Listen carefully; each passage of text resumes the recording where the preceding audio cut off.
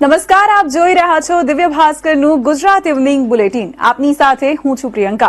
ફટાફટ નજર કરી લઈએ દિવસભરના ટોપ 10 ન્યૂઝ પર.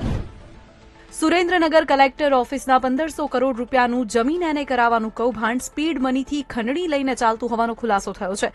કલેક્ટર જે જમીનનો વહીવટ કરવાના હોય તેની ફાઇલો ઘરે લઈ જતા કલેક્ટરના ઘરમાંથી આવી 100 ફાઇલ જપ્ત કરવામાં આવી છે. રાજ્યમાં ટાઇપ 1 ડાયાબિટીસના 12 દર્દીઓને નિઃશુલ્ક ઇન્સ્યુલિન તથા સંપૂર્ણ સારવાર મળશે. તમામ જિલ્લા અને સિવિલ હોસ્પિટલમાં આ સુવિધા મળશે. અમદાવાદના સુભાષ બ્રિજને આખરે તોડીને નવો બનાવવામાં આવશે. વિવિધ એજન્સીઓના રિપોર્ટ્સ આવ્યા બાદ આ નિર્ણય લેવામાં આવ્યો છે. નવો બ્રિજ 4 લેનનો અને પહોળો હશે.